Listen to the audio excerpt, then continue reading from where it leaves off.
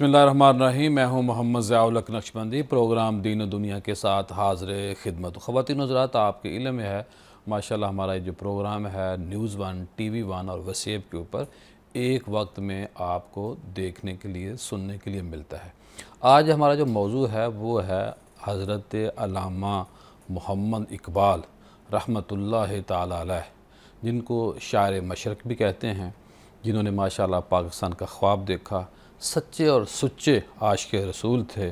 हर लिहाज से उन्होंने मुसलमानों को झंझोड़ा, और जब हम उनके अशार को सुनते हैं या पढ़ते हैं तो एक वजद तारी होता है, एक तहरक जो है वो बंदे की शख्सियत के अंदर बेदार होता है, पैदा होता है, एक बेदारी आती है, रूह को गरमैश महसूस होती है।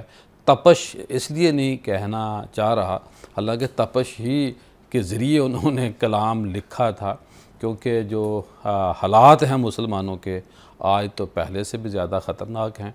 तो 21 अप्रैल हज़रत मोहम्मद इकबाल का यौम विसाल है, दुनिया से चले गए थे। आज जब हमें उनको याद करना है तो एक थोड़ी सी मालूमात आपसे शेयर कर दूँ। अमूमी तौर पे ये कहा जाता है कि अल्लामा मोहम्मद इकबाल रहमतुल्लाह ताला अलैह ये सियालकोट में पैदा हुए। सियालकोट में पैदा नहीं हुए थे, ये नारवल जो इस वक्त डिस्ट्रिक्ट है, जो पहले तहसील थी सियालकोट की, उसके साथ सनखतरा तारीख़ी कस्बा है, वहाँ हज़रत डॉक्टर मोहम्मद इकबाल साहब पैदा हुए थे। 6 माह तक वहाँ उनका क़याम रहा। फिर उनके जो बुज़ुर्ग थे, जो उनके वालिद ग्रामी थे, उनको हुक्म हुआ कि आप इस बच्चे को यहाँ से लेके चले जाएं, क्योंकि सनखतरे के अंदर मैं रहा हूँ, तारीख़ी कस्बा है, वहाँ हिंदुओं और सिखों का अरूज था, सियालकोट में कम थे। तो इसलिए ये एक मजज़ूब शख्स ने उनको कहा कि आप यहाँ से शिफ्ट करें। तो अल्लामा मोहम्मद इकबाल जो इस वक्त डिस्ट्रिक्ट नारवल का एक कस्बा है सनखतरा, वहाँ पैदा हुए थे। आज जो हमारा पैनल है बहुत ही खूबसूरत पैनल है। डॉक्टर मोहम्मद इरफानुल हक़ साहब मौजूद हैं। माशाल्लाह बहुत ही सूफ़ी आदमी हैं और बड़ी अच्छी बातें करते हैं। जजे तुले अल्फाज जब अपनी ज़ुबान से निकालते हैं तो हमें राहत मिलती है। पंजाब यूनिवर्सिटी के अंदर असिस्टेंट प्रोफेसर के शोबे से मनसब पर फायज़ हैं, और इसके अलावा तसव्वुफ़ पर, सूफ़ीज़म के ऊपर इनका बहुत बड़ा काम है, किताबें भी इन्होंने लिखी हैं। डॉक्टर साहब, आपकी आमद का बहुत शुक्रिया। जी सर। इनके साथ मौजूद हैं डॉक्टर अली वक़ार कादिर साहब। माशाल्लाह PhD आपने इक़बालियात के ऊपर की है। आज ज़हमत देने की मेन जो वजह है यही है कि माशाल्लाह एक्सपर्ट हैं अली वक़ार साहब। 30 से ज़्यादा किताबों के मुसन्नफ़ हैं। आप डायरेक्टर हैं मिनहाज एजुकेशन सोसाइटी जो है उसके अंदर काम कर रहे हैं। मेरी ये ख्वाहिश होती है कि हर प्रोग्राम में डॉक्टर साहब तशरीफ़ लाएँ। इनके पास टाइम नहीं होता, हम इनको ज़हमत देते रहते हैं। डॉक्टर साहब, आपकी आमद का बहुत शुक्रिया। बहुत शुक्रिया। डॉक्टर साहब, क्या फ़रमाएँगे? अगर इब्तदाई तारफ़ तो मैंने जो थोड़ा सा है पीस है वो तो मैंने अल्लामा इकबाल का कराया, जो आपकी पैदाइश है। आप अल्लामा इकबाल रहमतुल्लाह अलैह को कैसे ख़राज तहसीन पेश करेंगे, और जो उनका इब्तदाई तारफ़ है उस पर आप रोशनी डालें। शुक्रिया पीर साहब। एक तो अल्लामा इकबाल रहमतुल्लाह अलैह, मैं उन्हें हज़रत अल्लामा कहता हूँ।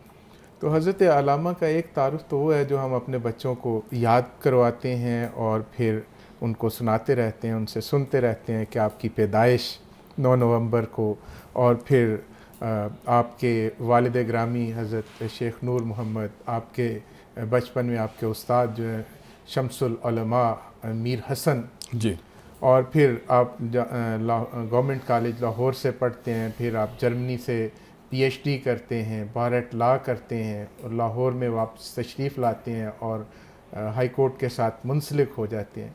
एक तारुफ ये है जी। लेकिन दूसरा तारुफ उनका ये है कि 1400 साल की इस्लामी तारीख़ में आप वो वाहिद शख्स हैं। हालांकि इस तारीख़ पे अगर नज़र दौड़ाई जाए तो बड़े बड़े मुफस्सर मिलते हैं, बड़े बड़े मुज्तहिद मिलते हैं, बड़े बड़े मुहद्दिस मिलते हैं, उलमा मिलते हैं, साइंटिस्ट मिलते हैं, असातिज़ा मिलते हैं, लेकिन जिस अंदाज़ में عمرانی حوالے سے خاص طور پر علامہ اقبال نے ماضی کو پوری طرح سے اپنی گرفت میں لیتے ہوئے جو اپنے نظریات کو پیش کیا ہے وہ تاریخ اسلامی میں ایک واحد مثال ہے. جی اگر علامہ اقبال کو ہم حضرت علامہ کو ہم ان کے نظریات کے حوالے سے ان کا تعارف دیکھیں تو ہمیں نظر آتا ہے کہ ان کی تاریخ کے اوپر بڑی گرفت ہے، نہ صرف تاریخ انسانی پہ بلکہ 1400 سال کی اسلامی تاریخ کو بھی وہ بڑی اچھے طرح سے انہوں نے اس کو کھنگالا ہوا ہے. اس کے بعد پھر وہ اپنے معاصر جو نظریات ہیں مختلف لوگوں کے، چاہے مغرب کے ہیں چاہے مشرق کے ہیں، تو ان سے بھی وہ بڑی اچھی طرح سے آگاہ ہے. اور پھر اس کی وجہ یہ بھی تھی نا وہ باہر سے پڑھ کے بھی آئے تھے. جی بالکل باہر سے پڑھ کے بھی آئے، لیکن اور بھی بہت سارے لوگ تھے جو باہر سے پڑھ کے آئے، لیکن دیگر لوگوں میں سے جو باہر سے پڑھ توہین نہ کے ہو آئے. جائے میری طرف سے، میں اس پہ میں نقطہ نہیں نہیں میں توہین کرنا تو ہمارا مقصد ہی نہیں ہے نا. نہیں کچھ لوگ جاتے ہیں، چلو میں تھوڑا سا ادب کے دائرے میں رہ کے بات کر لیتا ہوں. کچھ لوگ صرف پڑھنے جاتے ہیں. علامہ اقبال کو اللہ پاک نے سب کچھ دے دیا، اور کچھ لوگ اسی دنیا کو، وقت کو سب کچھ سمجھتے ہیں. کچھ لوگ ایسے ہوتے ہیں جو اپنا وقت دوسروں کو دیتے ہیں، جیسے حضرت اقبال نے دیا. تو آج بھی ماشاءاللہ ہم ان کو یاد کر رہے ہیں. جی بالکل ٹھیک آپ کی بات ہے. میں یہ عرض کروں اب جہاں پڑھنے کی بات ہے، جرمنی میں آپ جب تھے تو وہاں جو لینڈ لیڈی تھی جس کے پاس آپ کا قیام تھا، ایک بڑا مشہور واقعہ ہے کہ ایک شام ڈنر کے سارے اسٹوڈنٹ جو اس گھر میں رہتے تھے وہ اکٹھے ڈنر کرتے تھے، اور ڈنر کرنے کے بعد پھر وہ لوگ چلے جاتے تھے.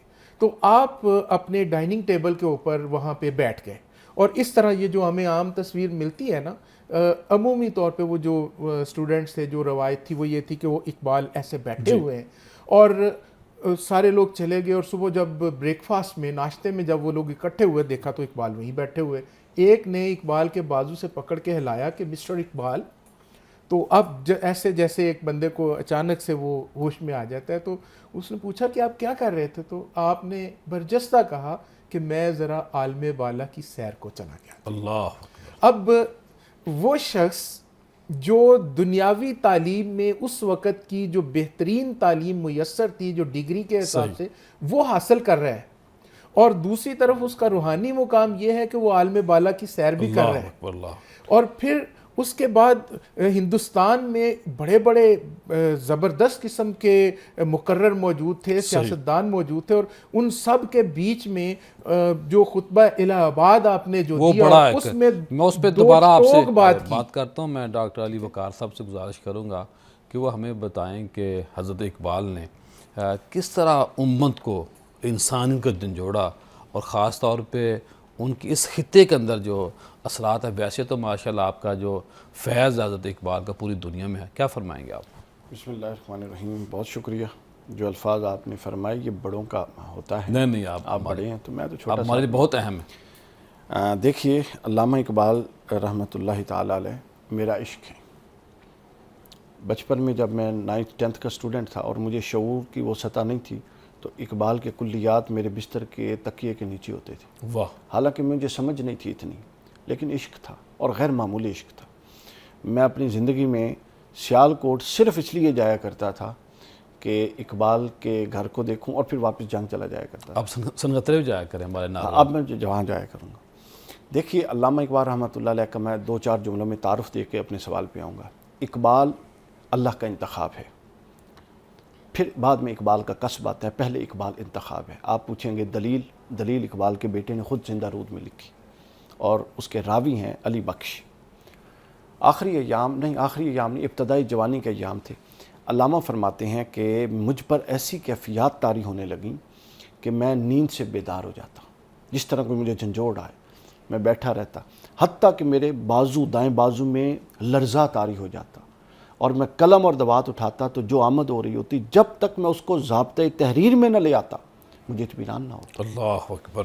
مجھے اطمینان نہ ہوتا. فرماتے ہیں یہ کیفیت مجھ پر کئی مہینوں اور کئی سالوں تک رہی. اگلا جملہ بہت خاص ہے. فرماتے ہیں کہ پھر اس کے بعد مجھے یقین ہو گیا کہ مجھے کسی بڑے پیغام کے ابلاغ کے لیے چن لیا گیا ہے. سبحان اللہ. لیکن مجھے یہ نہیں معلوم تھا کہ مجھے کیوں چنا گیا ہے. یہ آخری جملہ تو عاجزی پر جی جی بالکل. وہ کہتے ہیں کہ مجھے یہ یقین ہو گیا کہ مجھے کسی بڑے پیغام کے ابلاغ کے لیے چن لیا گیا، اور اس کا ڈاکٹر نکلسن کے ساتھ ان کا مکالمہ بھی ہے یورپ میں. وہ کہتے ہیں کہ مسٹر اقبال آپ اتنے انٹیلیجنٹ آدمی ہیں. یہ قرآن مجید پر بات ہو رہی تھی کہ یہ لفظ، یہ اس کا جو ہے نا لفظ، یہ وہی ہے یا وہی باللفظ ہے یا وہی بالمعنی ہے. جی. چونکہ ماں قبل سب کتب تو وہی بالمعنی تھی، الفاظ تو انبیاء کے تھے. یہ وہی باللفظ ہے، الفاظ بھی اللہ کے ہیں اور معنی بھی اللہ رب العزت. تو انہوں نے اس پر بحث کی اقبال سے کہ آپ جیسا مفکر آدمی بھی یہ بات سمجھتے ہیں. علامہ فرماتے ہیں تو نے غلط بندے سے بات کی. فرماتے ہیں یہ کسی ایسے سے بات کرتا جو تجربے سے نہیں گزرا، وہ تو شاید اس پر کلام اللہ کرتا. اکبر. مجھے تو خود اس کا تجربہ ہے، جو اشعار کی آمد ہوتی ہے میں ان کی ترکیب چاہوں بھی تو کئی بار نہیں بدل سکتا. سبحان اللہ. تو میں یہ کیسے سمجھ لوں کہ میرے رسول پر جو آیات آتی تھی انہوں نے اس کی ترکیب آگے پیچھے کی. تو مجھے اس کا تجربہ ہے، تو لہٰذا میں بر بنیاد تجربہ اس کا قائل ہوں کہ یہ وہی باللفظ بھی ہے وہی بالمعنی بھی ہے. علمی مقدمہ ایک الگ موضوع ہے، اس کے طور پر میں قائل ہوں. اب آئیں سوال کی طرف. دیکھیے ہمیشہ سوئے ہوئے ایک امت اور قوم کو جگانے کے لیے کچھ لائے عمل ہوتی ہیں، خاص لوگ آتے ہیں. ہاں جتنا وقت ہے میں اس کو بات کرتا جاتا ہوں. سب سے پہلے آپ کو افکار کی تجدید کرنی پڑتی ہے، چونکہ فکر ہوگا تو قوم اٹھے گی. علامہ اس بات کو سمجھتے تھے، لہٰذا علامہ نے پوری فکر کا جو مرکزہ ہے علامہ کا وہ تصور خودی ہے. علامہ نے انہی تصورات کو جو ہم ہمہ وقت بیان کرتے ہیں خودی کے ذریعے ریفارم کر دیا. اچھا اب علامہ مجدد بھی ہیں میری رائے میں پچھلی صدی کے. اب آپ مجھے ایک بات بتائیں، مجدد نے تجدید کرنی ہوتی ہے کہ حیت اصلیہ قائم رہے اور اس قائم حیت اصلیہ پر حیت قضائیہ کی ایک نئی عمارت بنا دے. صحیح. یہ ہے مجدد کا کام. علامہ سے زیادہ فٹ یہ جملہ کسی پر نہیں بیٹھتا کہ جس نے اپنا دایاں ہاتھ قدیم پر رکھا اور بائیں ہاتھ علوم جدید پر رکھا اور ریکنسٹرکشن اور ریلیجیس تھاٹ آپ پڑھتے رہیے، آپ کی عقل گم ہو جاتی ہے. یار یہ کہاں سے جا کے بات قرآن پہ ختم کرتا ہے؟ یعنی علامہ کا آرڈر ریورس ہے. ہمارا آرڈر کیا ہے؟ قرآن سے بات شروع کر کے دوسرے پہ جاتے ہیں. علامہ ریورس آرڈر میں چلتے تھا کہ مغربی مفکر کے نقطے کو لے کر بحث کر کے بالآخر اس کو قرآن پر لے کر آتے. تو سب سے پہلے افکار کی تجدید ہونی چاہیے. علامہ نے تصور خودی کے ذریعے افکار کی تجدید کی سب سے پہلے. اس کے بعد ان افکار کے اندر جو سب سے ملیا میٹ ہوا وہ پہلو تھا وہ شعوری پہلو تھا. ہر شے رسم بن چکی. علامہ نے اس پر کتنی بات کی. آپ دیکھیں اشعار کا ٹائم نہیں ہے. رہ گئی رسم ازاں روح بلالی نری. وہ کہتے ہیں وہ رسم ہر موجود ہے. اب ہماری ہر دینی قدر اور ہر دینی عمل ایک رسم کے طور پہ ادا ہوتا ہے. جھنجھوڑا ہر لمحے. علامہ نے کہا کہ اس رسم کے اندر جب تک جان اور شعور نہیں ڈالو گے کہ یہ کر کیوں رہے ہو، اس کی حیثیت کو نہیں سمجھو گے تو اس کے اندر سے وہ بات نہیں آئے گی. صحیح. پھر علامہ نے شعور بیدار کرنے کے لیے مختلف پہلوؤں پر کام کیا، جس میں ایک غالب پہلو یہ تھا چونکہ اس وقت اس تناظر میں وہ پوری ایسٹ انڈیا کمپنی کی حکومت تھی اور مغربی مرعوبیت آخری سطح پر تھی. علامہ وہ واحد، حالانکہ سر سید احمد خان سے ہمیں مذہبی بہت اختلاف ہے، علمی طور پہ انہوں نے کام کیا. سر سید جیسا بندہ بھی اس رو میں بہ گیا. اقبال نے ان میں بیٹھ کر ان کو خطبے دے کر ان کی یونیورسٹیوں میں پڑھا کہ ان کی فکر اور ان کے کلچر. ڈاکٹر صاحب کی یہ بھی بہت بڑی خوبی ہے کہ ان کو ماڈرن بھی مانتے ہیں اور رائٹ والے بھی مانتے ہیں، لیفٹ والے بھی مانتے ہیں. انہوں نے کوئی گوشہ چھوڑا ہی نہیں ہے اور جو سب سے اہم بندہ ہوتا ہے اس کی خوبی یہی ہوتی ہے کہ سارے اس کو مانتے ہیں. پروگرام کا سلسلہ جاری ہے، ملتے ہیں بریک کے بعد. بریک کے بعد خوش آمدید خواتین حضرات. آج موضوع ہے حضرت علامہ محمد اقبال رحمۃ اللہ تعالی علیہ کا یوم وصال ہے 21 اپریل. تو ہم نے سوچا کہ ہم آپ کی ذات کو خراج تحسین پیش کریں. میں ڈاکٹر صاحب آپ سے پوچھنا یہ چاہتا ہوں کہ ایک اقبال کا خودی اور ایک شاہین، اس کے اوپر بڑا آپ نے زور دیا، کیا فرمائیں گے آپ؟ جی بالکل، انہوں نے خودی کے اوپر بات کی ہے اور انہوں نے شاہین، ایکچولی شاہین ایک جو پرندہ ہے نا، اس کی زندگی جو ہے اس کے اوپر اگر غور کریں، جیسے وہ کہتے ہیں کہ تو شاہین ہے پرواز ہے کام تیرا، یا جب وہ کہتے ہیں کہ نہیں ہے تیرا نشیمن قصر سلطانی کے گنبد پر، تو شاہین ہے بسیرا کر پہاڑوں کی چٹانوں پر. تو یہ شاہین اصل میں ایک تو وہ مردہ نہیں کھاتا، کسی کا کیا ہوا شکار نہیں کھاتا، زندہ شکار پکڑتا ہے، خود پکڑتا ہے اور خود کھاتا ہے، تھکتا نہیں ہے. پرواز جو ہے اس کی وہ سب سے زیادہ بلند ہے. جتنے آسمان میں اڑنے والے پرندے ہیں ان میں سب سے بلند پرواز اس کی ہے. یعنی اس کے اندر وہ خصوصیات ہیں بلند پرواز بھی کرتا ہے، نیچے اپنا رزق بھی لیتا ہے، جھپتا بھی ہے، اور اس کا جھپٹنا جو اس کی جھپٹ ہے وہ کسی اور پرندے میں نہیں ہے. ٹھیک ہے، سو میں نے دیکھا ہے اس کو، وہ سیکنڈ کے پاس نیچے آتا ہے، نیچے آتا ہے اور پھر پروں کو بند کر کے. جی اچھا اس کی شخصیت مطلب اس کی پرسنالٹی جو اس پرندے کی ہے نا، اس پرندے کی اس پرسنالٹی اور اس کی خودداری جو ہے نا، بیسیکلی یہ خودداری ہے نا کہ کسی کا نہیں پکڑنا، اپنا شکار کرنا ہے، اوپر رہنا ہے، کسی کے گنبد پہ نہیں بیٹھنا، چٹان پہ بیٹھنا ہے، اپنی کر کے کھانا، تو اپنی کر کے کھانا. تو یہ وہ خودی تھی جو ایکچولی اسلام کا درس تھا، اور اس درس کو اقبال نے اس پرندے کو دریافت کیا ہے اور اس پرندے کے اندر وہ ساری خصوصیات دیکھی ہیں، اور پھر ان خصوصیات کو ایک علامت کے طور پر مرد مومن کے اوپر فٹ کر کے اپنے اشعار میں بیان کیا ہے.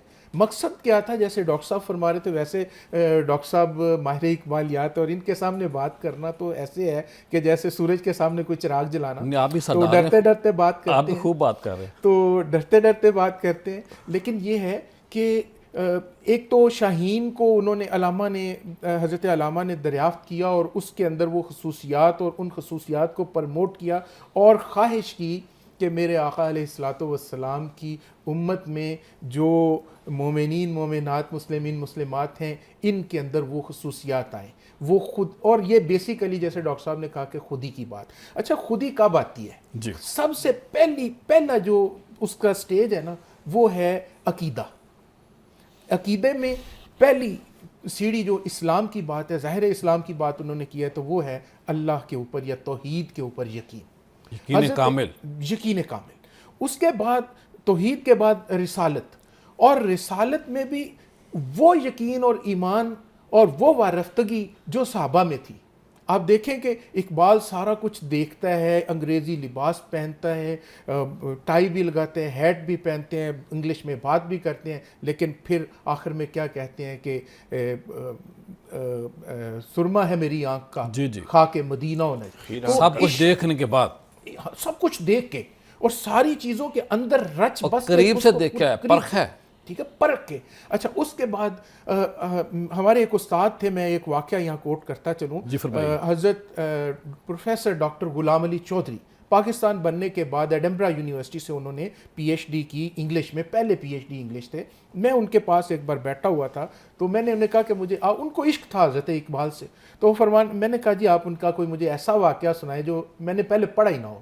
تو مجھے کہنے لگے کہ جب وہ جرمنی میں تھے نا، تو ایک دن وہ چلے گئے، شام کا ٹائم تھا، تو ساحل سمندر پہ کہیں چلے گئے. وہاں انہوں نے دیکھا کہ دور سے ایک پرندہ اڑتا ہوا آ رہا ہے.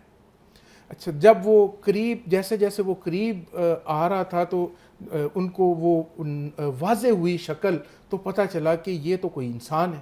اور جب وہ قریب آ گئے اور اترے اور آ کے انہوں نے آتے ساتھ حضرت علامہ کو اپنے بازوؤں میں بھینچ لیا، اچھا زور سے دبایا. اور پھر حضرت علامہ نے ان سے پوچھا کہ آپ کون ہیں؟ تو انہوں نے کہا کہ میں جلال الدین رومی ہوں. اللہ. تو پروفیسر صاحب نے مجھے کہا کہ اس زمانے میں اقبال کی روح کو جلال الدین رومی نے تلاش کیا، اور وہ بے قرار اور بے تاب تھی، وہ درد اور وہ سوز جو اس کے سینے میں تھا اس کو آگے کہیں منتقل کرنا تھا، اور جی ڈاکٹر صاحب کیا فرمائیں آپ؟ اقبال کو منتقل کیا. سر اقبال کی شخصیت ہمارے نوجوانوں کے لیے آئیڈیل پتہ کیوں ہے؟ آئیڈیل تو ہے، ہم سب کہتے ہیں، میں یہ بتاؤں کیوں ہے. چونکہ اقبال میں جمود نہیں ہے، رکنا نہیں ہے، ارتقا ہے، تسلسل ہے. جس طرح ندی بہتی ہے نا، ایکٹیو رہنا، ندی بہتی ہے نا، اس میں روانی ہے، اقبال میں روانی ہے. اور اس روانی کا آپ اندازہ کیجئے، پی ایچ ڈی اب کیا لیول ہوتا ہے تعلیم کا، یعنی انسان کی درسی تعلیم کا آخری سطح. جی ان کا پی ایچ ڈی کا تھیسس تھا میٹا فزکس. اور خود کر رہا تو پھر ہاں خود کر رہا تھا، لیکن اس دور میں خود ہوتی تھی، اب ہو گیا معاملات اور نا. تو علامہ اقبال رحمۃ اللہ علیہ سے کسی نے کہا کہ ہم اس کو اردو میں ٹرانسلیٹ کر دیتے ہیں تاکہ آپ کے یہ افکار دوسرے لوگوں تک. تو علامہ نے روکا اور فرمایا کہ یہ بہت اس کا تھوڑا حصہ ہے جو اس وقت میری تنقید کی زد سے بچ سکے، باقی میں اپنے پی ایچ ڈی کے تھیسس سے اب اتنا آگے ارتقا ہو چکا ہے، میں اسے اتفاق ہی نہیں کرتا جو میں نے اس وقت لکھا تھا. ارتقا دیکھیے علامہ اقبال کے، آپ ادوار میں باقاعدہ اقبالیات کے ماہرین نے تقسیم کی ہے. علامہ نے خود اس کو بیان کیا، فرماتے ہیں فریب نظر ہے سکون و ثبات. سکون اور ثبات یہ دو لفظ بڑے غور طلب ہیں. واہ. سکون وہ ہوتا ہے جس کے اندر حرکت ہو مگر مقام ایک ہی رہے. اللہ کیا بات، بہت اہم نکتہ یہ. اچھا، اور سکون ثبات وہ ہوتا ہے کہ مقام بھی ایک ہو اور حرکت بھی نہ ہو، بالکل ہی جمود ٹھہر جائے. صحیح. تو فرماتے ہیں فریب نظر ہے سکون و ثبات.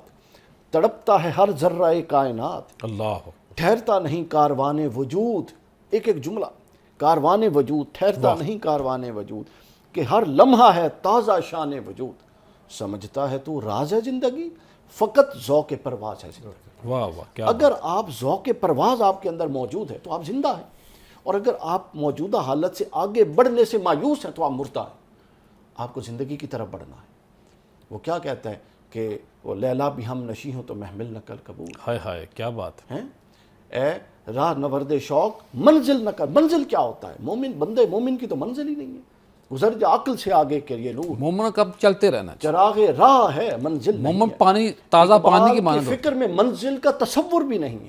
آپ پوائنٹ سمجھیں، اقبال کے فکر میں منزل کو وہ فریب نظر کہتا ہے، جو سمجھ کے رک گیا وہ فریب کا شکار ہو گیا، وہ اپنی ذات اور اپنے نفس کے اس میں آ گیا، شکار میں آ گیا، اور نفس کی شرارت کا شکار ہو گیا، جو یہ سمجھ گیا کہ اب وہ منزل کو پا گیا۔ تو لہٰذا اقبال کا پیغام یہ ہے کہ جمود نہیں، ٹھہراؤ نہیں، ٹیکنالوجی کو سیکھیں، چلتے رہنا ہے۔ آگے چلیں، اپنی فیلڈ میں اپنے آپ کو پالش کریں۔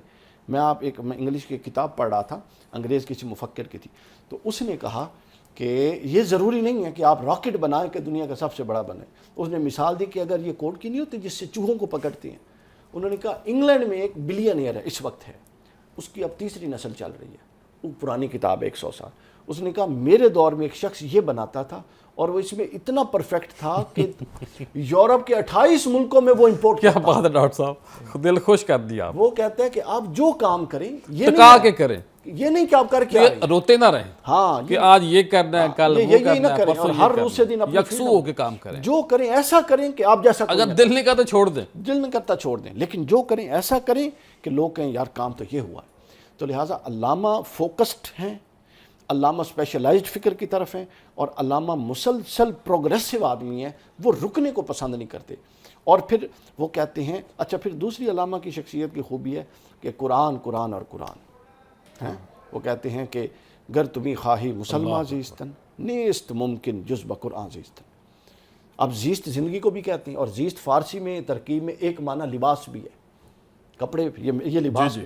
تو علامہ کہتے ہیں کہ اب میں اس کو زیست کے معنی میں لیتا ہوں۔ علامہ کہتے ہیں کہ تو اس وقت تک مسلمان نہیں ہو سکتا جس وقت قرآن اور تیرا تعلق یوں نہ ہو بن جائے جس طرح تیرا اور تیرے لباس کا تعلق۔ اللہ اکبر، یعنی میرے سر سے پیر تک بتائیں میرے لباس سے کچھ جدا ہے، میرے وجود ہر کا چیز کور ہے، ہر چیز یوں قرآن ساتھ لگے نہ، بلکہ قرآن ڈھانپ لے ہر شے کو۔ اوپر نافذ کر لو، تاریخ کر، جنید بغدادی رحمۃ اللہ علیہ سے کسی نے پوچھا تھا نا کہ کیا اتنا بڑا مقام سید الطائفہ کیسے بنے، تو انہوں نے اپنی سیڑھی کی طرف اشارہ کیا۔ انہوں نے کہا جس سے کیا ہو رہا؟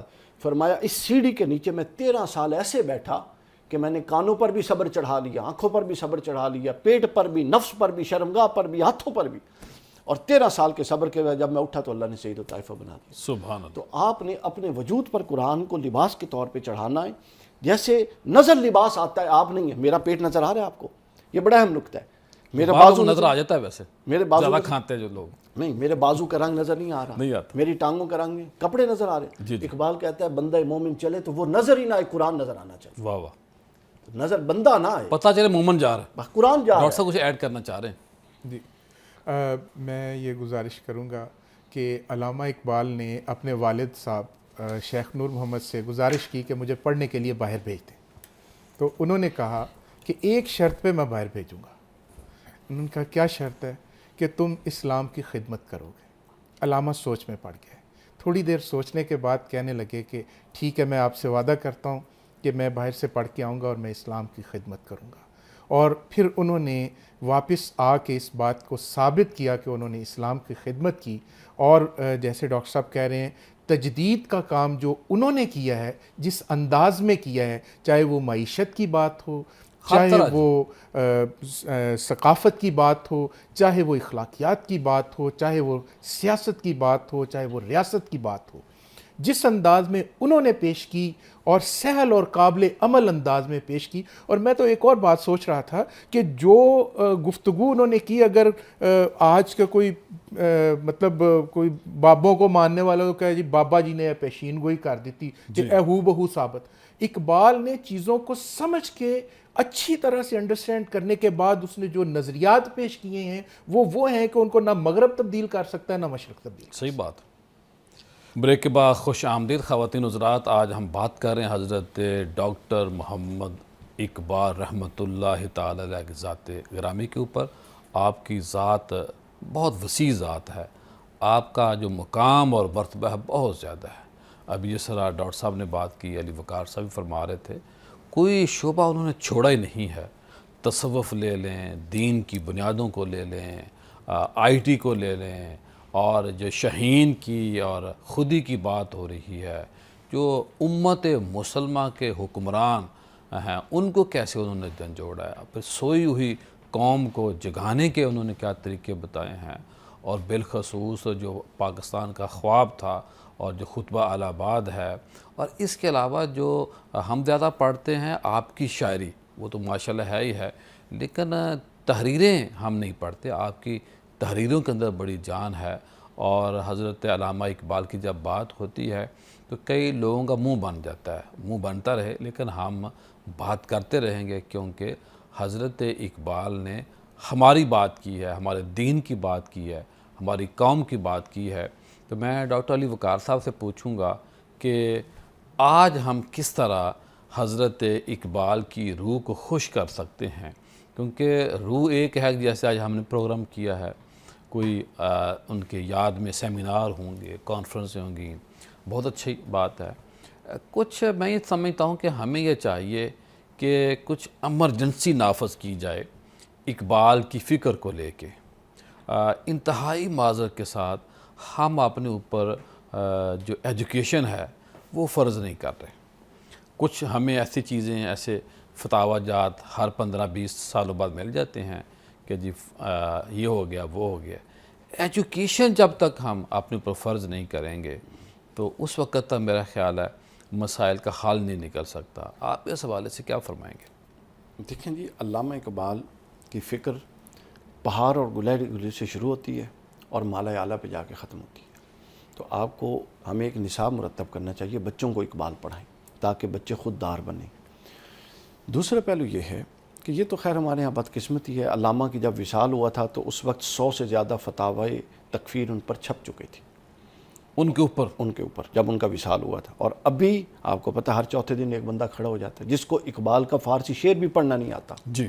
اور اقبال اس کے اندر اتنی بھی دسترس نہیں کہ وہ ریکنسٹرکشن آف ریلیجیس تھاٹ سمجھ کے اس پر تنقید کر سکے. وہ بخیلی ہے، یہ رضا کی نہیں، ایک شعر پکڑتا ہے جی اور اس پر فتوی کفر تقریر. یہ تو اس قوم کا حال ہو گیا. جو قوم اپنے محسنوں کے ساتھ یہ کرتی ہے، دماغ چھوٹے ہیں ہمارے، ہاں پھر اس قوم کے ساتھ یہی کچھ ہوتا ہے، ذہن چھوٹے ہیں. علامہ کی فکر کا ایک پہلو جو آج سب سے اہم ہے، میں نے گفتگو میں کوشش کی ہے کہ ہر چنک میں ایک پہلو پر بات کروں، وہ ہے تنقید اور نقد کا پہلو. علامہ کے ہاں یہ بڑا زبردست فلسفہ ہے. اہل تصوف، ہمارے اہل مذہب اور جدید، ان تینوں کو چاہیے. اہل تصوف کے ہاں تنقید کا تصور ہی ختم ہو چکا ہے، وہ بے ادبی ہے ساری تنقید، بدقسمتی، کہتے اوف نہیں کرنی، اوف نہیں کرنی. اس کے بعد جو جدید لوگ ہیں ان میں یہ کچھ نہ کچھ پایا جاتا ہے، مذہبی لوگوں میں یہ کم ہے. علامہ نے دیکھیں تنقید کی، تنقید جب مثبت ہو جائے تو اس کو تنقید کہتے ہیں. آپ دیکھیں مذہبی فکر پہ اقبال نے تنقید کی اور اس کی تنقید کی، بتایا کہ صحیح کیا ہے اور رسم و رواج کیا ہے. تعلیم پر اقبال نے تنقید کی اور اس کی تنقید کی اور بتایا. بلکہ علامہ اقبال رحمۃ اللہ علیہ ایک کانفرنس میں شریک تھے اور اس میں ہندوستان کا نظام تعلیم کا ایک مسودہ پیش آیا، علامہ جس پر میں نام نہیں لیتا، بڑے بڑے مسلم سکولرز نے دستخط کی، علماء نے. اقبال نے کہا کہ یہ جو مسودہ ہے تعلیم کا، ابھی آپ نے تعلیم کی بات کی جی، وہ کہتے ہیں یہ میری مسلمان قوم کی دینی ضروریات اور معاشرتی عمرانی ضروریات سے مطابقت ہی نہیں رکھتا. یہ تو ایسا مسلمان بنائے گا جو اپنے یا معاشرے سے کٹا ہوا ہوگا یا معاشرے سے متعلق بدگمان ہوگا. اور اس میں آپ اس کو وہی ویسے ہاں آپ اس کو سیلف سینٹرڈ بنا رہے ہیں. یعنی اس میں دین یہ تھا کہ آپ کے سامنے کوئی کسی کو مار رہا ہے تو آپ کا اس سے تعلق نہیں ہے، آپ 5 نمازیں پڑھ رہے ہیں کہ نہیں، آپ وقت کے تسبیح اور وظائف پڑھ رہے ہیں کہ. تو اقبال نے تعلیم پر تنقید کی. پھر اقبال نے کلچر پر تنقید کی، تہذیب تمدن پر تنقید کی، اپنی مسلم تہذیب کے بھی نقص کو واضح کیا.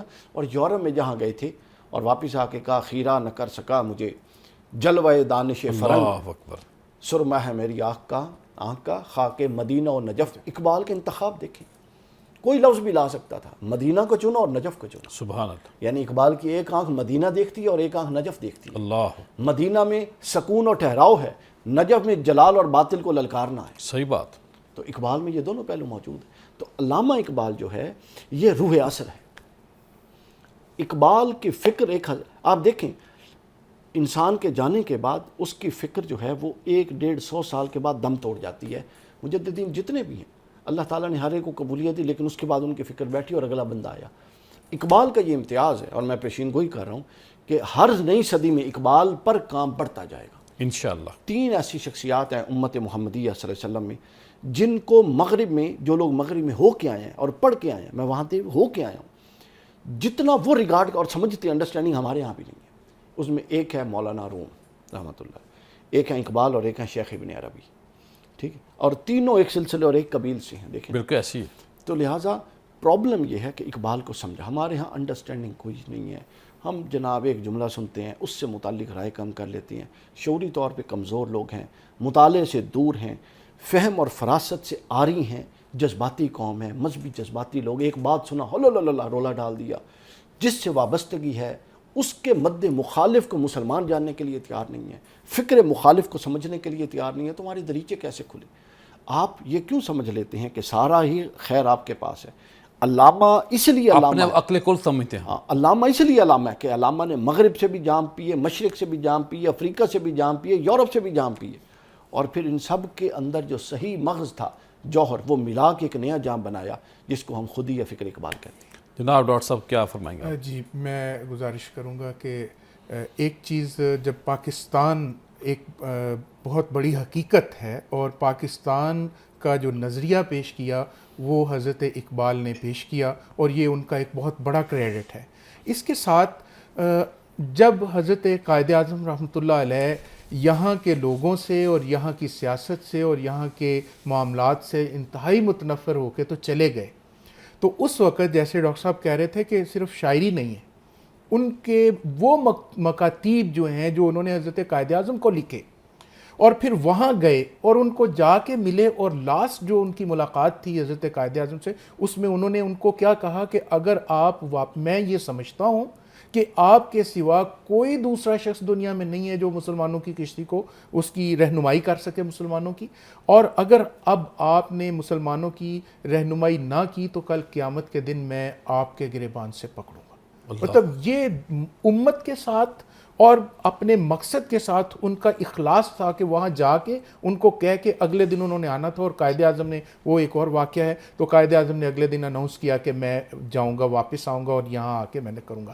اور پھر جب قائد اعظم نے 1940 میں جب لاہور میں منٹو پارک میں جو جلسہ ہوتا ہے تو اس میں قائد اعظم نے اپنے مائک یا سپیکر کا رخ جو ہے حضرت اقبال کی قبر کی طرف کیا اور اس طرف رخ کر کے کہنے لگے کہ اقبال میں آپ کا ادنا سپاہی ہوں اور آپ دیکھ لیں کہ جو آپ چاہتے تھے ہم وہ کر رہے ہیں. اللہ اکبر. ٹھیک ہے. اور اقبال نے کیا کہا تھا؟ اقبال نے ان کو یہ کہا تھا کہ جناب آپ واپس تشریف لائیں، میں آپ کا ادنا سپاہی ہوں. حالانکہ اس وقت مسلم لیگ کے پریزیڈنٹ تھے. تو یہ ان کی نظر تھی. اور پھر دوسری بات جو ان کا ایک سبق جو ہے، عشق بتاں سے ہاتھ اٹھا اپنی خودی میں ڈوب جا، نقش و نگارے دہر میں خون جگر نہ کرتا. اور پھر اتحاد امت کی جو بات ہے وہ بھی، اور پھر ان کے اوپر میں ڈاکٹر صاحب یہ بات کہہ رہے ہیں کہ ان کو مغرب بھی ان کی تعظیم کرتا ہے. اب یہ دیکھیں کہ کوئی ایک مسلم لیڈر وہ بتا دیں جس کے اوپر پوری امت جو ہے متفق ہو. اقبال کے اوپر ہے، لیکن اقبال کے اوپر پوری امت، ایون ہمارے پاس ایک ڈیلیگیشن آیا ایران سے، تو وہ ہر بات کے ساتھ اقبال کی کوئی نہ کوئی مصرع، کوئی شعر، کوئی بات وہ کہیں کہ ہم تو حضرت علامہ کو جو ہے وہ اس طرح سے مانتے ہیں جیسے سعدی و شیراز کو مانتے ہیں، ان سے کم نہیں سمجھتے، ہم آپ سے زیادہ ہم ادھر کام کر رہے ہیں. ٹھیک ہے، مغرب ان کے اوپر کام کر رہا ہے، یہاں تمام مکاتب فکر ان کے اوپر کام کر رہے ہیں. تو مجھے وہ واقعہ یاد آ جاتا ہے جب وہ حضرت میاں شیر محمد شرخوری رحمۃ اللہ علیہ کے پاس گئے تو میاں صاحب کو کہنے لگے کہ یہ لوگ میرے اوپر کفر کے فتوے لگا رہے ہیں. تو میاں صاحب نے کہا کہ آپ فکر نہ کریں، ایک دن آئے گا یہ سبھی آپ کے اشعار اپنی مساجد کے ممبروں پہ کھڑے ہو کے تو پڑھا کریں گے. اب تو تقریر مکمل نہیں ہوتی ہے، مکمل ہی نہیں ہوتی ہے کسی بھی مکتبہ. اچھی بات ہے. ٹھیک ہے. تو سو اقبال وہ امت کی وحدت کی ایک علامت کے طور پہ بھی پیش کیے جا سکتے ہیں. اقبال کو ایک مبلغ اور مفسر کے طور پہ پیش کیا جا سکتا ہے. اقبال کو ایک مفکر کے طور پہ پیش کیا جا سکتا ہے. اقبال صحیح معنوں میں حکیم الامت ہیں. اقبال ترجمان حقیقت ہیں.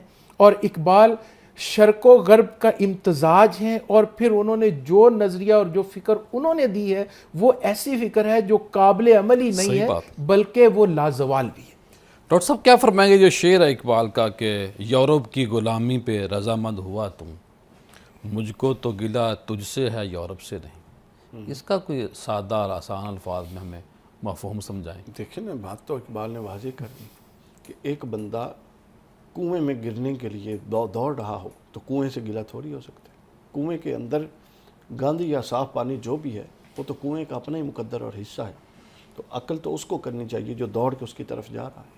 تو علامہ اس پر متشکک ہیں کہ یورپ کی ایسی کیا ہے جس نے تجھے اتنا خیرہ کر دیا ہے، تجھے اتنا متاثر کر دیا، اور تجھ کو صلاح الدین ایوبی متاثر نہیں کرتا، عمر بن خطاب متاثر نہیں کرتا، عمر بن عبدالعزیز متاثر نہیں کرتا، علی ابن ابی طالب متاثر نہیں کرتا، اور تجھے یورپ کے لوگ متاثر کرتے.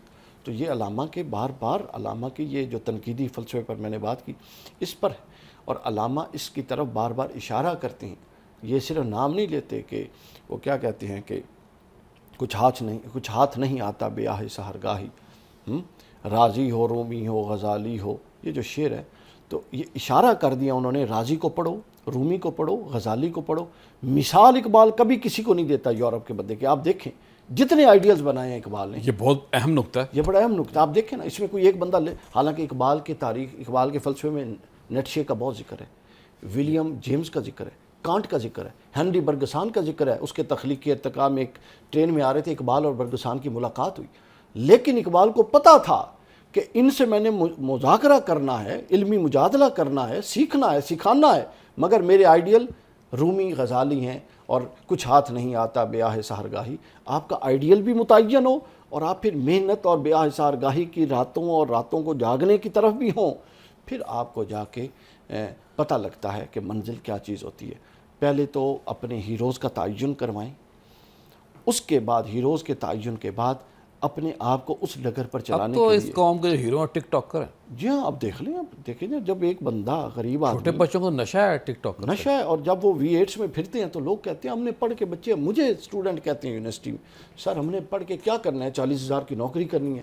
وہ دیکھیں فلاں فلاں لوگ وہ تو V8 میں پھرتے ہیں. تو میں نے کہا وہ اپنی فیملیاں دکھاتے ہیں، ٹھیک ہے، وہ آپ سارا کچھ دکھا سکتے ہیں تو دکھائیں، کیونکہ ظاہر ہے اس طوفان کو تو کوئی روک نہیں سکتا جو چل رہا ہے بے حیائی کا. تو یہی اقبال نے کہا کہ وہ کیا کہتے ہیں، دیار عشق میں اپنا مقام پیدا کر، نیا زمانہ نئے صبح و شام پیدا کر، اور میرا طریق امیری نہیں فقیری ہے. یہ نوجوان کو سمجھنا. سب کچھ ہونے کے بعد فقیری کے لائن اختیار وہ کر. کہتا ہے میرا طریق اپنے بیٹے کو لکھا، میرا طریق امیری نہیں فقیری ہے، خودی نہ بیچ غریبی میں نام پیدا کر. تو اس کا مطلب ہے غریبی میں نام پیدا ہوتا ہے تو اقبال ہو نے کہا. سکتا ہے. تو لہٰذا غریبی میں نام پیدا کریں. یہ عزت جی ڈاکٹر صاحب آخر میں کیا فرمائیں گے؟ کوئی فائدہ نہیں. جی میں جیسے ڈاکٹر صاحب نے کہا کہ حضرت علامہ علیہ رحمت کا جو پیغام ہے وہ اتنا مفصل ہے کہ آج ہمیں ضرورت اس امر کی ہے کہ نہ صرف ہم اپنے نصاب میں اس کو حقیقی طور پہ شامل کریں بلکہ اپنے بچوں کو پڑھائیں، خود اس پہ عمل کریں، عملی طور پہ اس کو اپنائیں گے تو یقینی طور پہ ہمارا مستقبل روشن اور تابناک ہو. بہت شکریہ، بڑی مہربانی. آخر میں صرف اتنا میں کہوں گا کہ ہمیں یہ چاہیے کہ ہم اپنے چھوٹے بچوں کو اگر روز نہیں تو ہفتے میں کوئی ایک شعر جو ہے حضرت اقبال کا وہ یاد کرانا چاہیے. اگر چھوٹی عمر میں 16 سال کی عمر تک پہنچنے تک ایک بچہ اگر 100-150 اشعار یاد کر لے حضرت اقبال کے تو آنے والی زندگی میں وہ اشعار اس کے کام آئیں گے. کیونکہ اقبال کی شاعری جس نے بھی گائی ہے وہ چھا گیا ہے. اقبال کی شاعری جس نے بھی اپنی گفتگو میں کوڈ کی ہے وہ ہٹ ہوا ہے. اقبال کی شاعری کو جس بندے نے اپنی تحریر میں لکھا ہے وہ بھی باکمال لوگ ہوئے ہیں، ان کو لوگوں نے پسند کیا ہے. کل دوبارہ آپ سے ملاقات ہوگی. السلام علیکم.